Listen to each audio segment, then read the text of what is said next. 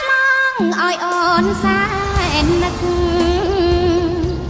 ព្រួយលាយរលឹកខ្លោចថ្លាមប្រមាត់មួយខ្លាចមកក្បត់ពីរខ្លាចឈឺស្កាត់បីខ្លាចយើងព្រាត់រហូតណាថ្លៃអានសំមុនដូចបានថ្នមកា